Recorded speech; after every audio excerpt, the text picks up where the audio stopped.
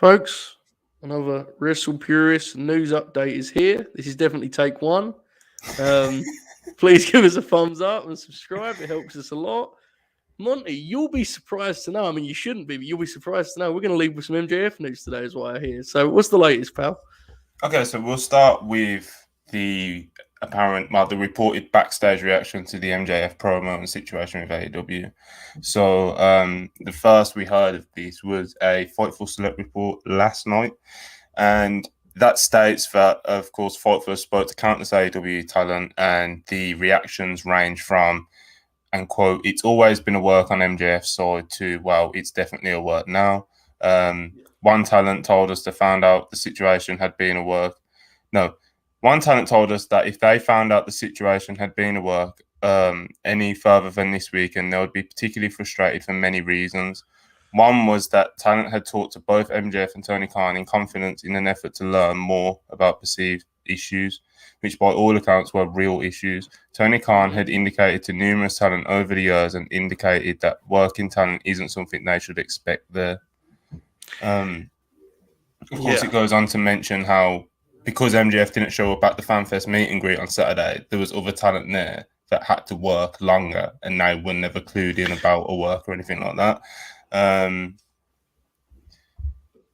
Could be very careful when it comes to working the boys. Yeah, there's quite a lot to it. But it just seems like there's a lot of, that's what the opinions range for. I'm like, I think it's a work, it better be a work sort of thing. So, absolutely. It's always like, it's difficult because if you want to tell the story correctly, you kind of have to keep a veil of like uncertainty, right? But wrestlers do not feel, they're not happy when they're the ones doing well, and understandably so. That's their workplace, right? At the end of the day, of course. It's difficult. Anything else on the MJF front? Obviously, I know you guys talked about his promo last night on the long form WrestlePurists podcast, but anything else on the news front for MJF? Yeah, there's a few more. So if I'm going to pull it up, Dave Meltzer, of course, dropped the Wrestling Observer newsletter today, and he kind of give his takes on the situation. So regarding the promo and the reaction to it, Dave wrote, "Due to the nature of the business, many wrestlers in the company, including key people, believed it to be a work even from the start. Some just played it off like it's wrestling and whatever, but others weren't so happy about it. One noted being very unhappy about it, believing that playing games with talent and keeping executives in the dark on key issues was something they hoped this company would never do, and one called it a sloppy work that in the long run will benefit nobody." Those last two words, Monty, I can't wait to revisit this. Because I think we all agree, look, if you liked it, whatever, it was compelling TV on Wednesday. I just can't wait to see who, in the end, what's gained from this. Yeah, that's really interesting, you know? We spoke about it, obviously, yesterday on the podcast. Yeah. And that was basically more things. Like the promo, I like the actual promo delivery of it, but I do worry about the end game. Where does this go now? Obviously, we'll probably get into it the next time we do an actual long-form podcast. Right. But it's, like you said, those last couple of words were pretty interesting, because who is it going to benefit long term now that they've gone this way about it? So they've also touched on the whole plane ticket saga, which is probably going to become, I don't know, ticket gate or something, because of course Sean Rossa has reported that that a plane ticket was booked, but he couldn't confirm who actually booked it. He's been adamant that he's obviously sources it doesn't come from AEW or MJF. So, but obviously on the Wrestling Observer side, you've got Brian Alvarez and Dave Meltzer, who are now seemingly like adamant that ticket was never bought, and if it was part of the story or something. So the key quote of what Dave wrote in the newsletter was the one thing that is clear is that even if he had purchased the ticket and got the story out and then quickly cancelled that ticket, that part of the story was a work that was made sure to get out. Which is I don't know. I don't know where I stand on that. I'm pretty sure. I'll be pretty transparent on this. Regarding the plane ticket reporting, I'm definitely on the Sean Rossa side of it rather than the Brian Alvarez, Dave Meltzer side of the fence on it, because everyone knows who has listened to any of these podcasts, follows me on Twitter or anything like that, knows I'm, I love Dave, Yeah. but, this is just one of those weird situations. So yeah, like I said, it was worth noting because they're kind of digging the heels in regarding the Yes. plane ticket Indeed. situation. This was a very interesting note, I believe, regarding how WWE wrestlers, how AEW wrestlers feel about potentially going to WWE, and kind of the reaction Cody's given them, basically. Yeah. So up until recently, most AEW regulars and top stars privately were not talking about going to WWE. Some indicated never wanting to leave. Many, because of their size and the new direction of NXT, saw no future in it. Obviously, the success of Cody Rhodes in WWE, plus he's earning more money, has changed some minds. Inevitable, wasn't it? I mean, it can't be a one-way street, man. Someone had to be the first to kind of. But I think the big thing will be, Monty, who goes next, and do they have the same success as Cody's had so far? I think you and I are unsure about that second That's part the of it. interesting one. Yeah, That's definitely the interesting one. Is who's next? Because there will be another one, like you said. It's gonna have to be a two-way thing, and that's I feel like that's what's best. Like absolutely. Cody's a great example of someone who it works for. Like Cody's never felt bigger for me. Yeah, absolutely. So it's one of those man, deals where it's very interesting. Obviously, a lot of the names that always get brought up in these conversations are people who, everyone knows are close to Cody. So, which is like, just because they're friends of Cody doesn't mean they'll be treated like Cody. Whether that's MJF, Ricky Starks, whoever you want to name. 10. yeah, all the stars. It genuinely could be somebody random. You never know who it's going to be, especially with WWE's recruitment. Like, who knows? Who really knows? It's one of the big stories. You're going to see talent continue to move. I think it's fun. You and I, as people, we try to be neutral in like the war. I mean, I watch a lot more AEW, but I think it's fun for us on that front, right? It's see the talent move around. There's some free agents: Johnny Gargano, Candice LeRae. They may be. Joe's frozen on us. Monty, what have we got on the latest on Johnny Wrestling and Candice? Go ahead. Yeah. So okay, Johnny Gargano and Candice LeRae expected to be back in wrestling soon. This was another note taken from the Observer newsletter, which Dave wrote regarding Johnny Gargano and Candice LeRae. Both should be back in wrestling relatively soon. There is nothing set as to where, but as we noted, LeRae has people pushing for her in AEW. Gargano has an open door to WWE, but also the realization that he'll be able to make money but not be pushed since NXT is focusing on younger people. And while he may be able to get a main roster spot, it's unlikely they'll do anything with him. Very difficult, that last bit, because I agree with it, but how do we feel Johnny would feel about just being a guy on the main roster? Do we think he'd be like devastated by that? Or do we think hard to say, right? The thing is with Gargano, he's such like, when he's a babyface, he's so kind of like he forces it through. Like at NXT, he wasn't really. When you look at how he was brought into NXT, the same as Ciampa, really, like they weren't meant to be like the top guys in NXT, like they were. So, and he made it happen. But the WWE main roster is so like. Unless Vince, takes a liking to you, i.e., like an Austin Theory or something like that. You're not. Like, Ricochet's got the belt and he's doing interviews saying like he just wants more opportunities. Like this is what their champions are saying. You know what I mean? So it's like the opportunities to really be able to like get yourself over. You don't. Main roster's a weird place for that. So look, Ricochet has his faults, but as much as I respect and admire Johnny Gargano, he jumps off the page more than Johnny, and as you say, he ain't getting much. So, like, you could certainly see Johnny kind of falling through the cracks just on what they look for. Obviously, he's a great wrestler. Yeah, he's a brilliant wrestler, but it's a weird system, isn't it, that they have, and we always try and guess what's going on in their minds, but it's impossible, man. They're all like. Yeah, they're very inconsistent. They've all got like 40 years of age on us and stuff. We don't know how their brains are wired and stuff. Indeed. I'd say it's impossible to guess. Yeah, it's interesting. Gut feeling on on these two, obviously major free agents. Just obviously, I don't know. What do you think is going to happen here with Candice and Johnny? I think they both end up in AEW. Yeah, me too.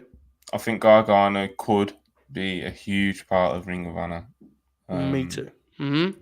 And obviously Candice LeRae, like she's great. So yeah, absolutely. She'd be another great addition, like Athena was. So yeah, Ring of Honor is really interesting because the schedule should be lighter. Anyway, Thunder Rosa. Maybe one day we'll see Candice LeRae, Thunder Rosa for the AEW Women's title. Maybe, just maybe. But first, there's some conflicting reports on the Thunder Rosa front. Go ahead, Bonnie. Okay, so I'll start. Right, so to start off with last night, a lot of people always miss the PW Insider reports because of they're not really like social media wizards. They just they just tweet the links, and it's very easy to miss. They don't tweet pictures, nothing like that. It's just it's very basic stuff. So like I said, a lot of their tweets go under the radar, but they did actually report first, saying that the word making the rounds is that Thunder Rosa was at the AEW Dynamite taping, but wasn't feeling well and was sent home to basically rest by the company doctors. Yeah. So that came out then literally about 10 minutes later. So obviously, basically the same time, because you don't write a report in 10 minutes, but What Culture, which is not the usual source, but they are a pretty big platform. If they were lying on reports, it would be yeah, absolutely. it would be more harm than good for them. So anyway, they then reported saying an unnamed sources close to the situation state that the reigning AEW Women's Champion has become very frustrated with how little she has been on screen. And then they pointed to how she wasn't on Dynamite or given any attention on Dynamite, which was pre-debunked, pre-bunked, whatever you want to call it, by PW Insider. So to then follow up on all this, obviously going to the Observer newsletter from today, Dave chimed in saying there was a report that Thunder Rosa was upset at having no follow-up from her win over Serena Deeb and not being on Dynamite. In actuality, she had a segment on the show but left due to being ill. Several of her friends with her were also ill and went home. I would wonder, merely speculation here, Monty, but I would wonder if someone who is not a reporter but has a personal connection came with the idea that she's frustrated, which may well be true, and maybe did a little bit of, reporting maths and went, well, 1 + 1 wasn't on Dynamite. It seems very likely the Dynamite part is that she was ill, right? I think, you look at the people who are reporting that side of it, I think you can, but it's hard to dismiss because, as you said, like What Culture, they're just going to throw the story out just to like pop themselves. Like there's probably something in there, but they hurt themselves with the Dynamite part, which doesn't seem to be true. So, yeah. Yeah, because that was literally, like I said, it's what they pointed to. Like, exactly. Bit of a weird one. Certainly, hopefully we'll find out more soon. Speaking of such, Ring of Honor has kind of been in a mysterious kind of middle ground last couple of months after Supercard, and we have some news here. Finally, carry on. Finally have some Ring of Honor news. So there's a potential date for their next show, which is Death Before Dishonor. This is according to Fightful Select, who have been told by Talent. So Talent have been told that the weekend of July 23 is targeted for Ring of Honor's return to pay-per-view. Death Before Dishonor. And apparently it'll be in Massachusetts as well. So, good. It's good news because obviously it's, we was wondering what are they doing with Ring of Honor. So it's like, even if they don't have the TV deal, they should be still have like a steady stream of pay-per-views and events. So keep the name alive, introduce us to the talent that you want to associate with the brand, whether that's Samoa Joe, whether that's Lee Moriarty, whether that's Gresham, whoever,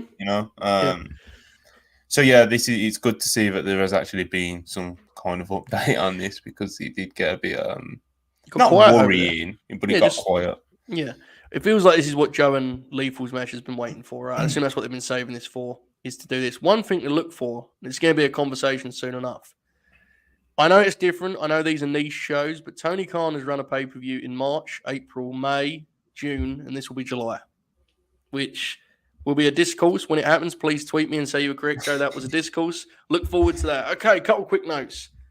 Stokely Hathaway. I always love seeing Stokely Hathaway in the news, Monty. You know that. What we got? Yeah.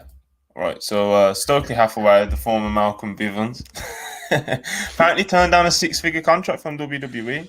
This is according to Dave Meltzer in the Observer newsletter again, who wrote, "It should be noted, Hathaway was offered a WWE main roster contract a few months ago at $250K and turned it down," which is pretty big money to turn down for a manager as well. But, you know, God bless him, because he's obviously...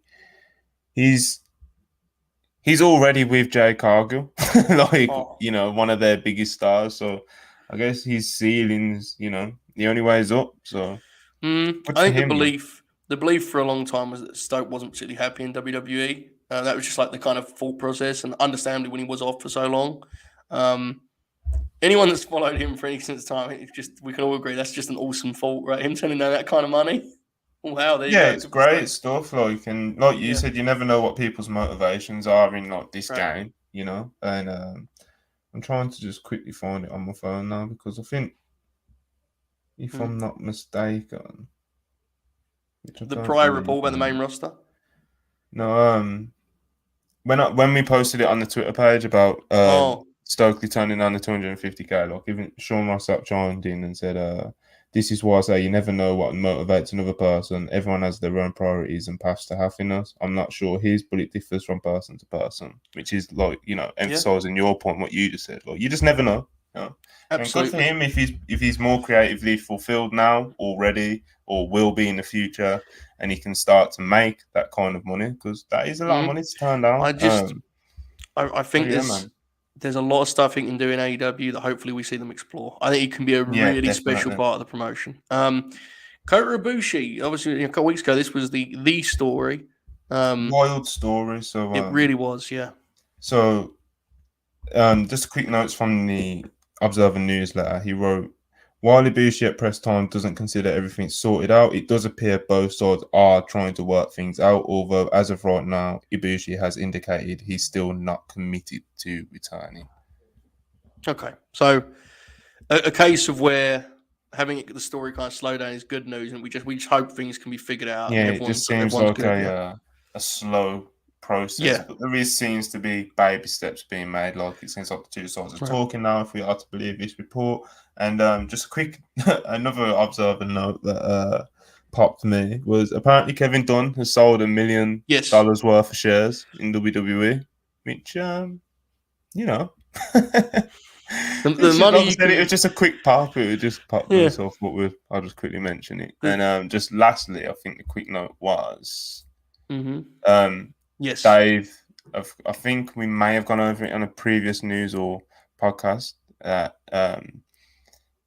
Dave had said on an Observer Radio that the plan was to have the Arthur Ashe Wrestle Grand Slam AEW show. I think he said September, I believe. Yeah, last year it was September. And so now he's wrote in the Observer newsletter, "Tony Khan has confirmed a return to Arthur Ashe Stadium with Wrestling Grand Slam, with the idea of it being the traditional biggest Dynamite of the year." Yeah, which is great it's their news, Georgia really. Dome. Yeah. You know, once upon a time, WCW run the Georgia Dome, and it's not as big, obviously, but look at it; it looks spectacular. Yeah, I'm looking forward to it. I mean, look, we've talked about it before with Punk as champ, especially. There are some mega matches that are befitting that place. I mean, can you imagine Danielson versus CM Punk in that very spot? That'd be a scene, wouldn't it? That'd be something. So scenes, yeah. Much going on in professional wrestling as always. We hope you've enjoyed this. Give it a thumbs up, subscribe. Monty, any final thoughts? Are we ready to take this thing home? Yeah, just the same as you, really. Like, subscribe. And yeah, we'll probably be back pretty soon with another update or podcast. Yep, absolutely. Thanks, folks, for joining us. Keep grinning. All hell.